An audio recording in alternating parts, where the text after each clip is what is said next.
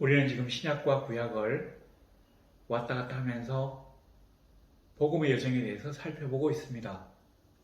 우리가 지난주에 시작을 했기 때문에 오늘은 다시 창세기로 돌아와서 아브라함의 복음의 여정에 대해서 살펴볼 예정입니다. 우리가 복음을 받아들였다고 하는 것은 성도가 되었다고 하는 얘기와 마찬가지입니다. 복음, 하나님의 나라, 하나님의 정의, 진리, 그리고 하나님의 길. 아주 듣기에는 멋진 말이지만 우리의 삶 가운데 때때로 우리에게 회의와 어려움, 시련, 좌절, 낙담이 우리를 덮칩니다. 그래서 우리의 실제의 삶 속에서 복음을 증명하는 것이 쉽지 않습니다. 그래요.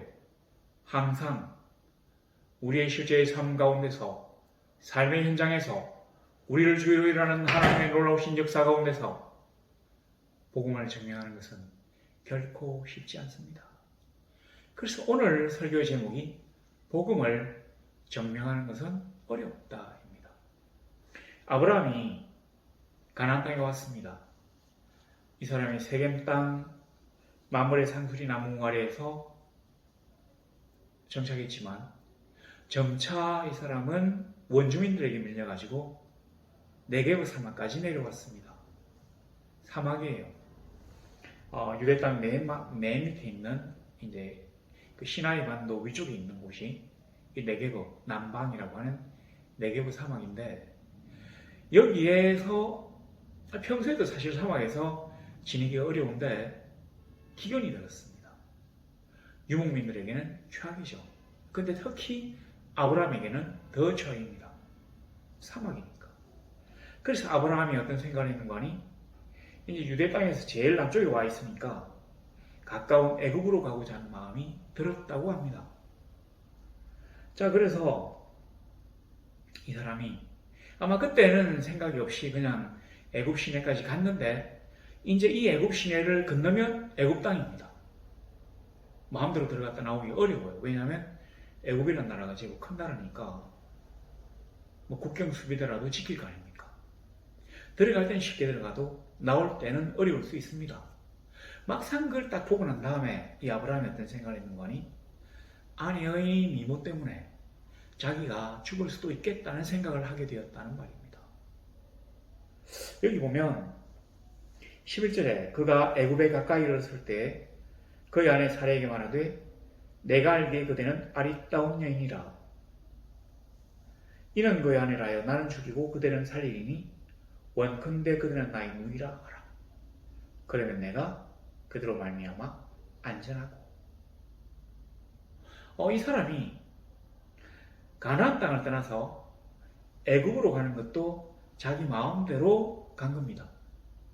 근데 더 심각한 범죄를 저지를 수 있는 이제 위기 상황이 닥쳤는데, 뭐냐면 혹시라도 아내의 미모 때문에 아내를 빼들어가기 위해서 남편인 자기를 죽이면 어떻게 하지라는 생각이 들었다는 겁니다.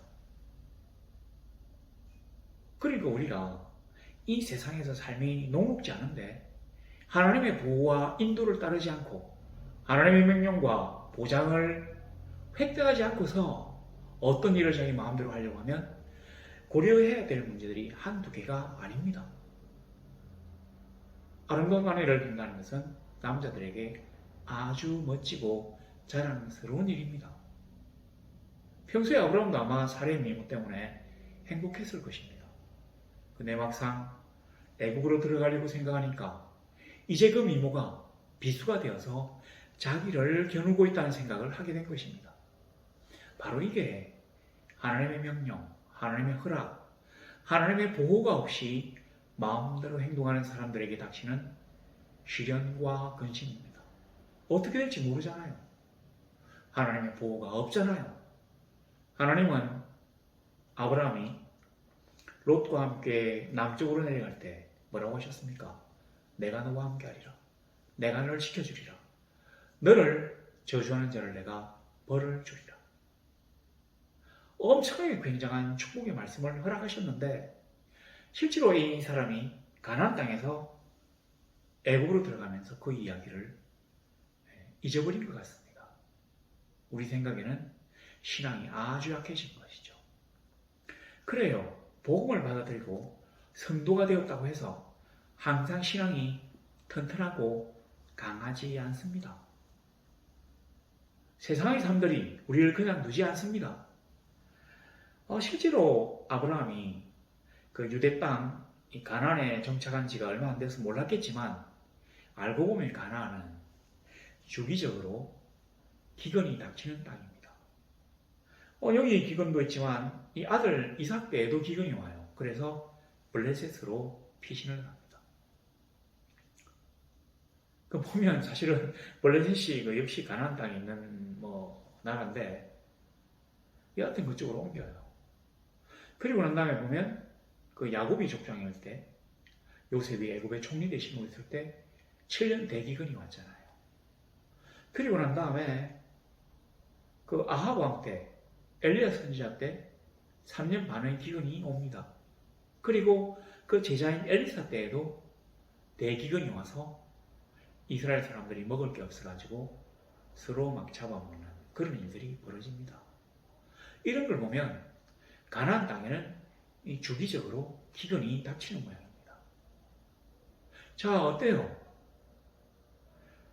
1년 내내 평생 가도 물 걱정을 하지 않아도 되는 비옥한 땅, 사막 가운데 에덴 동산에서 흘러내리는 유브라데스와 티그리스가 흐르는 아름답고도 비옥한 땅, 바로 그런 그 갈대아에서 출발한 아브라함이 생각할 때 어디가 다 살기가 좋겠습니까? 하나님이 약속하시고 하나님이 지시하신 땅으로 갔는데 만사형통에 그들은 오랫동안 행복하게 살았습니다가 아니라 실제로 기근들이 닥치고 어려움이 닥치고 환난과 핍박이 몰아칩니다. 이스라엘 중부 땅에서 사실은 이 사람이 하나님을 섬기겠다고 야훼에서 땅을 사왔기 때문에 원주민들과의 문제로 아마 밀려가지고 계속 내려온 것입니다. 제 생각에는 그래요. 성경에는 없는데. 자, 그래서 이 사람은 남들이 살지 않는 네게브라고 하는 사막까지 쫓겨온 것입니다. 근데 여기서도 기근을 맞았기 때문에 더 이상 견딜 수 없어 애굽으로 내려가는 것이죠. 실제로 우리가 이제 성경을 볼 때 성경에서는 사람의 그 신앙 상태 그리고 어떤 영적인 상태를 올라감과 내려감으로 잘 표시합니다. 여기 보니까 그 10절에 보면 애굽에 거류하려고 거리로 내려갔으니, 실제로는 이게 이제 지도상으로 남쪽이기 때문에 내려갔다고 표현했습니다. 13장 1절에 보면 모든 소유와 롯과 함께 네겝으로 올라가니, 지도에서는 북쪽이기 때문에 올라갔다고 얘기했습니다. 결코 신앙의 높낮이를 얘기한 거 아닙니다. 그럼에도 불구하고 하나님은 이런 글귀를 통해 가지고 아브라함의 신앙이 애굽으로 내려갈 때는 내려갔고, 그리고 네겝으로 올라올 때는 올라왔다는 것을 이야기하고자 하는 것입니다. 왜 네겝이라고 했는가 하니, 이 네겝가 원래는 남방이라는 뜻이에요. 그러니까 여기서 이 앞에 이 성경 이전에 한글 성경에서는 네겝으로 올라가니라고 하지 않고 남방으로 올라가니라고 하니까 남쪽으로 내려가야지 남쪽으로 올라간다고 하니까 이상하잖아요. 그래서 네겝이라고 그대로 적어놓은 겁니다. 여하튼 우리가 이런 걸 보면 그 아브라함이 내려가는 거, 그 올라가는 거를 여기서 잘 알 수 있도록 그냥 적어두었어요. 실제로 어떤 신앙이 올라가고 내려가고, 지도에서는 이게 북쪽과 남쪽으로 올라갔다 내려갔다 하지만 우리가 평소에 살 때는 어떻습니까? 북쪽이건 남쪽이건 간에 그냥 옆으로 걸어가는 거예요. 올라갈 때는 산 위로 올라가는 거잖아요. 그래서 산 아래로 내려가는 거. 평평한 지역인데 그냥 가는 겁니다. 우리가 아브라함의 신앙이 떨어졌다는 것을 인지하도록, 아브라함의 신앙이 올라갔다고 하는 것을 인지하도록 내려갔다 올라갔다로 표현하고 있습니다. 자, 그랬는데 성도는 어떻습니까? 비록 어려움이 닥쳐도 그 어려움 뒤에 그 모든 것들을 해결하실 수 있는 하나님께 먼저 기도하고 의지하는 사람입니다. 그게 성도의 의무예요. 성도라고 하는 사람들은 모든 것들의 제일주의로 하나님을 둡니다. 그리고 하나님의 말씀을 그 다음으로 보는 거잖아요. 근데 이 아브라함은 지금 하나님의 말씀에 대해서 전혀 고려치 않고 있습니다. 그는 어린이 닥쳤을 때 하나님께 기도하지 않았습니다. 물어보지 않았어요. 하나님 아버지, 제가 지금 저 애굽 시내를 넘어서 애굽으로 들어가도 되나요? 나의 아내가 나의 생명이 보존되어질 수 있나요? 라고 묻지 않았습니다. 왜냐하면 그가 생각해도 아주 좋지 못한 생각이 그 머릿속에 들었기 때문이에요. 뭐냐면 13절에 보시면 원하건대 그대는 나의 누이라 하라. 그러면 내가 그대로 말미암아 안전하고 내 목숨이 그대로 말미암아 보존되리라. 근데 여기서 안전하고 있잖아요. 13절에 안전하고 내가 그대로 말미암아 안전하고 이 말하고 그 다음에 16절에 그로 말미암아 아브라함을 후대함을 하고 비슷한 뜻입니다. 그러니까 안전하고가 조금 더 확장이 되면 이 후대하고가 되는 거예요. 그래서 이 안전하고라는 뜻 속에는 어떤 신체의 안전뿐만 아니라 경제적인 안전, 그 다음에 어떤 명예적인 안전 이런 것도 들어있습니다. 그러니까 후대하다는 말이 되는 것입니다. 그래서 이 성경에서 얘기하고자 하는 게 뭐냐면 아브라함은 단지 자기의 목숨을 살리려고 자기 아내를 누이라고 한 게 아니라고 하는 거죠. 이 누이라고 하는 말에는 어떤 뜻이 있느냐면 이제 그 당시에 그 사회 풍속을 보면 그 애굽이라고 하는 어떤 그 영토 국가, 이 국가에서는 사실은 국민들이 그 애를 낳아가지고 나라가 점점 커지는 거잖아요. 그럼 이렇게 하면 시간이 많이 걸립니다. 그러니까 아주 손쉽게는 자기들에게로 오는 아니면 자기들의 영역에서 자기 나라 국민은 아닌데 양떼를 끌고 와서 목축을 하는 유목민 부족들을 자기 나라에 귀순시키는 것이 국력을 신장시키는 아주 빠른 길입니다. 그래서 그 당시에 어떤 도시국가들, 애국도 마찬가지고 이런 나라들은 그 주위에 그 베르베르족, 베두인족들의 어떤 유목민들을 받아들이는 일들을 많이 했대요. 근데 이 유목민들이 왜 이런 국가에 그 귀순을 잘 안 하려고 하면 신분 보장이 안 되잖아요. 국가는 강하고 이 부족은 약하니까 그 나라에 들어가기 전에 자기들이 마음대로 도망을 가도 되지만 일단 어떤 영역 안으로 들어간다면 도망가기가 어렵습니다. 그러니까 지금은 우리에게 뭐도 해주고 뭐도 보장하고 막 이런 얘기를 하지만 혹시라도 나중에 우리가 완벽하게 전하는 국민이 된다면 우리를 착취하거나 우리의 재산을 빼들거나 혹은 우리를 노예로 삼지 않을까라는 걱정이 있을 수 있습니다. 그러니까 제일 그런 걱정을 덜 수 있는 방법이 뭐냐면 결혼동맹이에요. 부족 장의 누이동생하고 바로 여자하고 이렇게 한 명씩 왔다 갔다 합니다. 그러면 사돈 집안이 되는 거잖아요. 옛날에는 동맹이 주로 이런 식으로 잘 진행이 되었습니다. 솔로몬도 바로의 딸하고 결혼했어요. 그래서 서로 불가침 조약을 맺은 것처럼 동맹국가가 된 것입니다. 이제 바로가 그런 식으로까지 생각하는 거예요. 그래서 바로는 사실은 그 아브라함의 누이동생, 사실은 아내지만 을 데리고 오는 데 대해서 죄의식이 전혀 없습니다. 오히려 아마 바로는 아브라함에게 큰 특혜를 베푼다고 생각했을 것입니다. 왜냐하면 사례가 너무 예뻤거든요. 사례가 어떻게 생기는지 보면 14절에 애굽 사람들이 그 여인이 심히 아리따움을 보았고, 이 아리따다고 하는 말을 원문으로 보면 어떤 뜻이냐면 희다 또는 빛이 난다 이런 뜻입니다. 그러니까 얼굴이 하얗고 너무 피부가 막 반들반들 해가지고 아마 빛이 났던 것 같아요. 그리고 여기 심히 아리따움, 심히가 무슨 말이냐면 풍부함이라는 뜻입니다. 그러니까 약간은 풍만한 그런 뜻이라고 볼 수 있습니다. 참고로 옛날에는 좀 이렇게 좀 뚱뚱한 사람이 미인으로 꼽혔어요. 아마 그 당시에 가장 미인상이 바로 이 여인이었던 것 같습니다. 여하튼 이렇게 이제 너무 아름다운 여인을 바로가 아내로 맞이하니까 지창금을 주는 거예요. 결혼 지창금. 그래서 보면 그 16절에 아브라함을 후대함으로 아브라함이 양과 소와 노비와 암소나귀와 낙타를 얻었더라 되어 있습니다. 그런데 우리 16절 성경을 자세히 보면 이 주어가 두 개예요. 앞에는 바로가 그로 말미암아 아브라함을 후대함으로 이까지가 바로가 주어입니다. 그 다음에 보면 바로 아브라함이 양과 소와 노비와 암소나귀와 낙타를 얻었더라 이렇게 아브라함이 주어가 됩니다. 문장이 끊어지지 않았어요. 후대함으로 아브라함이 얻었더라.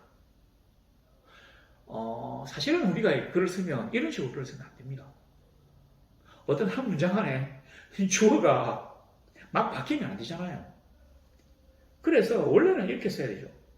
바로가 그로 말미암아 아브라함을 후대함으로 바로가 아브라함에게 양과 소와 노비와 암소나귀와 낙타를 주었더라 이렇게 돼야 됩니다. 근데 왜 이렇게 써놨겠습니까? 보세요. 그로 말미암아 자기의 아내를 바로의 궁에 보내고로 말미암아 그것 때문에 아브라함이 큰 경제적인 이득을 얻었다는 것을 강조하려고 여기다가 서둔 거예요.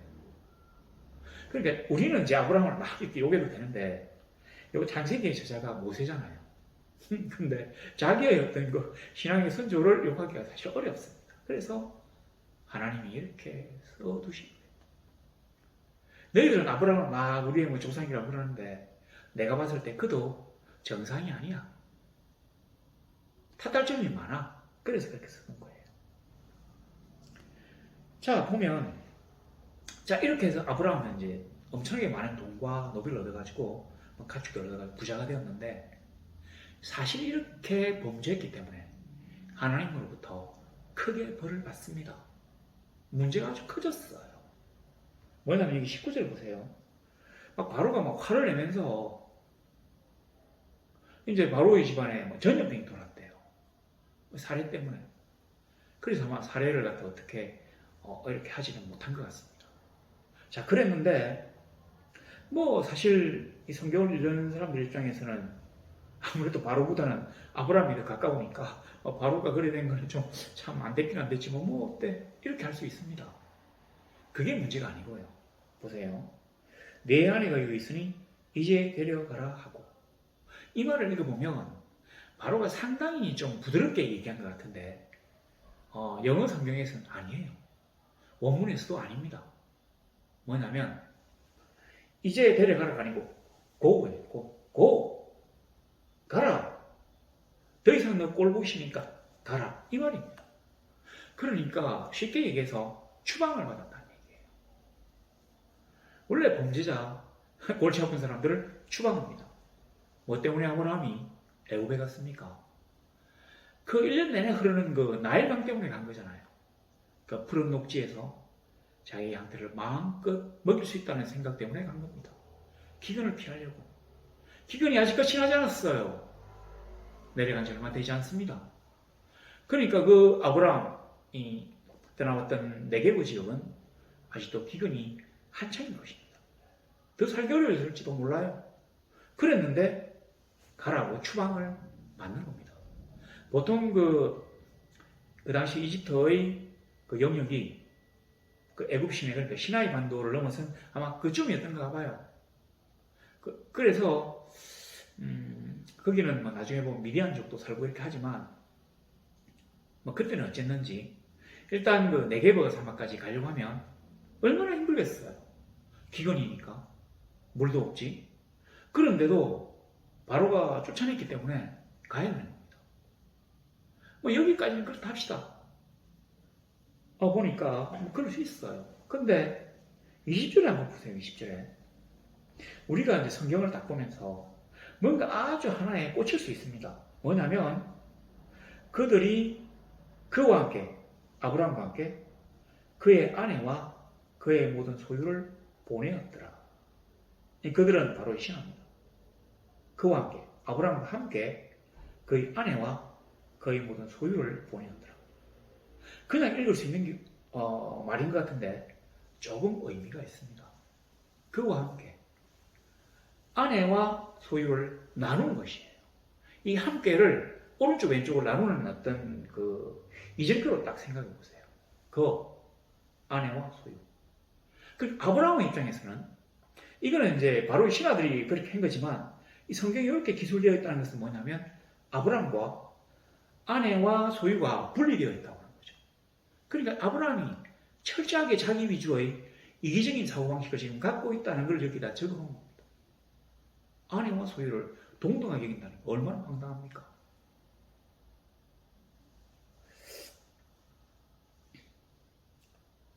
(10절에는) 보세요. 12장 10절에는 아브라함이 애굽에 거주하려고 거리로 내려갔으니 이렇게 전해놨어요.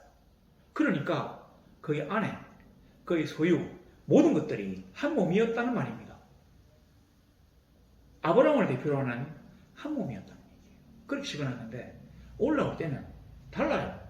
그와 그의 아내와 소유가 다 나뉘어 있습니다. 나뉘어 있는데 자기와 아내가 분리되었을 뿐만 아니라 아내하고 소유를 비슷한 위치에 적어놨잖아요. 아내와 소유. 이렇게. 뭔가 지금 아브라함이 상당히 잘못하고 있다는 것을 성경이 지금 나타내고 있는 겁니다. 13장 1절에 보세요. 아브라함이 애굽에서 그와 그의 아내와 모든 소유와 롯과 함께 내게로 올라가니. 여기는 나누지 않았어요. 했는데 이 앞장에는 어떤 게 하나 더 들어있습니다. 롯. 내려갈 때는 아내도 소유도 가축도 롯도 나오지 않았어요. 서로 한 마음과 한 몸과 한 뜻이 되었습니다. 살기 위해서 이 기근을 피하기 위해서 자기들이 똘똘 뭉쳤어요. 이들은 원래 하란에서도 우르에서도 이렇게 나왔습니다. 하나님의 명령을 따라서 하나님의 길을 따라 하나님의 복지를 찾아서 나섰을 때는 이들은 한 몸이고 한 뜻이었습니다. 애굽에 기근을 피하러 내려갈 때만 해도 이들은 한 몸과 한 뜻이었어요. 근데 이제 엄청나게 많은 가축과 돈과 노비를 가지고 부유해지자 뭔가 기술이 이상해집니다. 소유와 아내를 동등하게 봐요. 그리고 자기를 그들과 구분시킵니다. 아주 극도의 개인주의면서 이기적인 생각을 하고 있었다는 얘기입니다. 그런데 롯이 하나 들어가잖아요. 우리는 왜 롯이 여기 들어가는지를 알고 있습니다. 너무 부자가 됐기 때문에. 사실 이게 하나님의 벌인데 너무 부자가 되었기 때문에 아브라함의 목자들과 롯의 목자들이 이 목초지 때문에 서로 다투었다고 합니다. 사실은 그 지역이 지금 기근이잖아요. 그러니까 물이 작아서 목초가 적을 수밖에 없습니다. 그런데 가축과 종이 너무 많이 늘었어요. 이러니까 결국은 그 적은 목초 때문에 서로 싸울 수밖에 없는 것이죠. 하나님의 뜻을 어기고 인간의 계략으로 만들어낸 절반의 성공, 그로 인하여 얻은 불의한 재물, 이것이 아브라함의 히브리 부족에 큰 문제를 일으켜서 결국은 아브라함과 롯의 부족들이 나뉘게 됩니다. 롯의 부족은 어떻게 되었습니까? 소돔 성민이 되었고 다 세상으로 흩어졌어요. 롯이 그 소돔과 고모라 멸망할 때, 탈출할 때 아무도 따라 안 나오잖아요. 그 사람들은 이미 하나님을 버리고 히브리인으로서의 민족적 자각을 잃어버린 겁니다. 난 소돔 사람이야. 이 아름다운 도시 문명 속에서 행복하게 살고 싶어. 이렇게 물질 문명과 쾌락에 자기를 맡겨서 하나님에 대한 신앙을 잃어버리도록 만든 일들이 바로 여기에서 일어나는 것입니다. 아브라함 때문에 이런 엄청난 일이 일어났어요. 부족의 내분. 자, 그리고 우리가 이제 얘기는 안 나오는데 보세요. 하갈이 이스마엘을 낳잖아요. 근데 이 하갈은 성경학자들이 뭐라고 하는 거니? 그 바로가 사례를 데리고 오고 난 다음에 그 대신으로 준 여인이라고 합니다. 그러니까 바로의 궁녀라고 해요. 여기 보면 16절에 그 노비, 남종과 여종인데 아마 여종으로는 통칭되었지만 종으로 준 게 아니라 원래는 아브라함의 여인으로 준 것 같아요. 처로 삼아라. 우리는 이 하갈이 첩이라고 생각하지만 성경에는 분명하게 부인으로 적어두었습니다. 그래가지고 문제가 막 생기잖아요. 근데 여기 보면 그 사례가 아브라함을 뭐 이렇게 좀 원망하고 불평했다는 얘기는 없는데, 실제로 가만히 되어진 일들을 보면 사례가 아무리 자기가 그 첫째 부인이지만 둘째 부인을 구박하고 쫓아보내고 그래 사가리 막 못 견디가지고 탈출도 하고 이렇게 하잖아요. 그 하나님이 천사가 나타나가지고 도로 보내고 이렇게 하는데 얼마나 괴롭혔으면 이렇게 하겠습니까? 그리고 이스마엘은 사실은 아브라함의 첫째 아들이에요. 아브라함을 얼마나 사랑했겠어요. 이삭을 낳기 전에는 독자예요. 진짜로 지극히 사랑했을 것입니다. 노년에 낳은 아들. 그럼에도 불구하고 그 아내와 그 아들이 구박을 당하면서 그 사막으로 떡 한 덩이하고 물 한 자루를 집어는 그 사막으로 그 쫓아보낼 때 얼마나 가슴이 아팠겠습니까? 그런데도 아무 말도 못해요. 아브라함이 내보냈는데 뭐 보내고 싶어서 보낸 게 아니에요. 너무 걱정스러워가지고 고통스러워서 하나님께 막 기도했다 하잖아요. 근데 왜 말을 못했습니까? 자기가 나쁘게 한 짓이 있거든요. 사람은 어떻게 생각합니까? 이 사람이 진짜로 전 조잡한 사람이구나. 나를 팔아가지고 자기의 생명을 살릴 뿐만 아니라 저 엄청난 재물을 갖다가 그 탈취하려고 나를 바로 보내려고 했구나. 내가 저런 남자를 믿고 살 수 있을까? 이렇게 생각했다는 거죠. 그리고 아브라함 입장에서는 저 사례가 바로 이 후궁 하렘에 갔다 왔는데 내가 저 여인의 정도를 믿을 수 있을까? 남자들은 다 아주 좀 질이 안 좋아요. 자기가 시켜도 자기가 또 의심하면서 화를 내요. 그러니까 부부 사이에 골이 생긴 거예요. 그리고는 가정이 붕괴되고 부족이 붕괴되는 거죠. 그러니까 동양에 쓰는 말 있잖아요. 수신, 제가, 치국이 다 박살이 난 겁니다. 근데 이스마엘이 어떤 사람입니까? 지금 그 이슬람 종교의 조상이잖아요. 그래서 이 땅에 그 기독교와 이슬람교가 막 싸우는데 그 단초를 제공하는 게 바로 아브라함이 애굽으로 무작정 내려갔다 올라오는 것이 바로 그 단초입니다. 비극의 씨앗을 뿌린 거예요. 그래서 수신, 제가, 치국, 평천하를 그대로 반대로 이뤄낸 사람이 아브라함입니다. 자, 그런데 왜 복음을 증명하기 어렵다고 하는 제목이 나오느냐 하면 이런 별 볼 일 없는 사람이 어떻게 하나님의 부르심을 받았을까? 우리는 이렇게 막연하게 추상적으로 얘기합니다. 누구나 그리스도의 대속의 효과를 믿는다면 구원받을 수 있습니다. 아주 좋은 말이고 맞는 말 같은데 사실은 어떻습니까? 우리는 알고 있어요. 하나님이 우리를 창세전에 선택하셨고 예비하셨다고 합니다. 생명책에 아주 오래전에 우리의 이름들이 다 적혀있기 때문에 우리가 오늘 복음을 받아들이고 바로 하나님의 품 안에 있게 되었다는 사실을 알고 있습니다. 그래서 사실 복음을 받아들인 사람은 성도가 되는 것은 결코 공평하거나 평등하지가 않다고 하는 거죠. 천에 하나 만에 하나 택함을 입은 사람입니다. 그런데 이 사람 어떤 자격이 있어서 하나님으로부터 부름을 받았을까요? 우리보다 얼마나 더 낫기 때문에 이 사람이 큰 복을 받고 열국의 아비가 되었을까요? 우리는 알지 못합니다. 과연 이 사람이 무엇으로 하나님의 마음을 기쁘시게 했는지를 알지 못합니다. 부름을 받기 전에 그가 어떠한 배경하에 있었는지를 알지 못합니다. 사례와 어떻게 결혼했는지를 알지 못합니다. 어떤 계기로 그가 그 땅을 박차고 나왔는지를 알지 못합니다. 우리는 그의 삶이 평탄치 않음도 알고 있습니다. 자, 그런데 우리는 지금 봐도 이 사람보다는 좀 나은 것 같아요. 여기서는 다른 면에서는 좀 그렇지만 여기에서는 우리가 좀 더 나은 것 같습니다. 물론 우리도 하나님으로부터 부르심을 받았고 부르심에 응답했고 우리의 마음속에 주의 성령이 감동하셨기 때문에 우리가 성도가 되었습니다. 그런데 우리는 이 아브라함처럼 크게 복을 받지는 못했다고 보여집니다. 그러면 불평하는 거죠. 하나님, 당신의 선택 기준은 뭡니까? 내가 아브라함보다 못한 게 뭐가 있는데 아브라함이 이렇게 크게 복을 주시고 저는 아니에요. 이렇게 얘기할 수 있습니다. 그래서 복음이란 말입니다.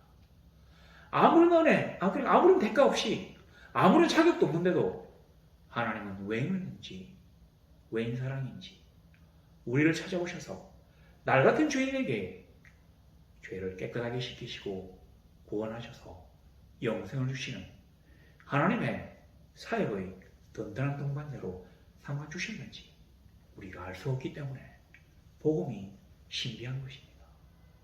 우리는 그래요. 아브라함을 욕할 수 있습니다. 그러나 우리는 전혀 그런 적이 없습니까? 물론 아내를 판 적은 없어요. 마냥 일국의 왕을 속이고 사기친 적도 없어요. 우리가 그 정도로 배포가 크지는 못합니다. 그런데 사소한 일상에서 우리에게 닥칠 자그마한 이익을 수호하기 위해서 거짓말한 적이 없습니까? 위협에서 벗어나기 위하여 알고도 모른 척한 적이 없습니까? 불의가 행해진 것을 보고서도 나에게 혹이라도 피해가 갈까 싶어서 눈 감은 적이 없나요? 잘 생각해보면 우리의 삶도 만만하지는 않습니다. 우리도 잘못된 일들을 많이 합니다. 비록 이 정도는 아니라도. 그래서 우리 역시 하나님 앞에서는 죄인이에요. 우리 역시 하나님의 부르심을 받기에 적합한 사람이 아니었습니다. 부끄러워요. 부끄러운 구원을 얻은 사람입니다. 그래서 복음이 신비한 것이죠. 어떤 자격, 어떤 대가를 치르고 하나님으로부터 구원을 쟁취해낸 게 아닙니다. 하나님의 은혜로, 전적 은혜로 우리가 구원을 입었습니다. 다시 말해서 복음을 받았습니다. 그렇다면 과연 하나님의 전적인 복음의 은혜를 입은 우리는, 하나님의 성도된 우리는, 하나님의 백성된 우리는 하나님의 복음을 우리의 삶 가운데서 증명할 준비가 되어 있습니까? 그래요. 하나님의 진리, 하나님의 사랑, 하나님의 역사를 증명할 준비가 되어 있습니까? 그래요. 하나님의 복음을 증명할 수 있나요? 그렇지 못하다면 우리를 다시 돌아보아야 합니다. 그렇지 못하다면 하나님 앞에 엎드려 기도해야 합니다. 우리는 아직 세상에서 완벽하게 분리되지 못하고 우리네 마음 깊은 곳에 세상적인 욕망과 악의 찌꺼기들이 꽉 들어차 있습니다. 우린 날마다 깨끗해지려고 하고 하나님께 더 가까이 나가야 하지만 우리의 죄성은 그렇게 쉽사리 없어지지 않는가 봅니다. 그래서 오늘 우리가 생각해 보아야 될 이 말, 당신은 삶의 현장에서 하나님의 복음을 증명할 수 있나요? 증명할 수 있습니까? 증명할 수 있습니까? 그래요. 증명할 수 있는 하나님의 백성, 하나님의 성도, 그리스도인이 되시기를 우리 주 예수 그리스도 이름으로 축원합니다.